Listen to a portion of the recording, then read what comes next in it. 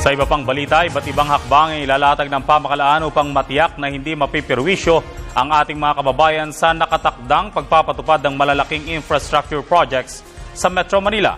Kabilang narito ay ang panukalang gawing 4 na araw na lamang ang pasok sa paaralan. Ang report mula kay Haji Camino. Sa mga susunod na araw, asahan na ang napakasikip na lagay ng trapiko sa mga pangunahing lansangan ng Metro Manila. Sisimula na kasi ang road projects na magpapaginhawa sa biyahe ng mga motorista gaya ng Skyway Stage 3 sa kahabaan ng EDSA. Dahil dito, nagpapatuloy ang Traffic Management Summit na pinangunahan ng Metropolitan Manila Development Authority, mga local government units at key stakeholders.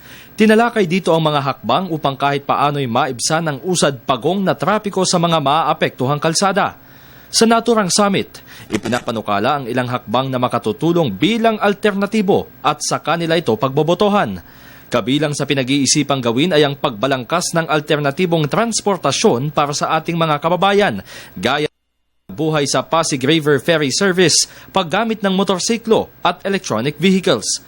Nais na rin gawing flexible ang work hours sa mga tanggapan para hindi maipit sa rush hour. Baguhin ang schedule ng constructions, gawing maaga ang pasok sa mga eskwelahan at walang pasok tuwing araw ng Lunes. Ipinapanukala din sa summit na gawing 4 na araw na lamang ang pasok sa business sector, mahigpit na pagpapatupad ng no parking policy sa mga alternatibong daan at ang pakikipag-usap sa homeowners na payagan ng makadaan ang mga motorista sa kanilang subdivisions. Maraming panukala ang ibinigay sa summit. Makatutulong ang pagsasagawa nito lalo na sa local government units upang mailatag ng maayos ang mga plano sa kanilang lungsod.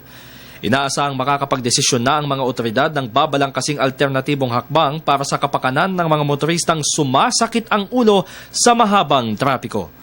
Para sa Telebisyon ng Bayan, Haji Camino.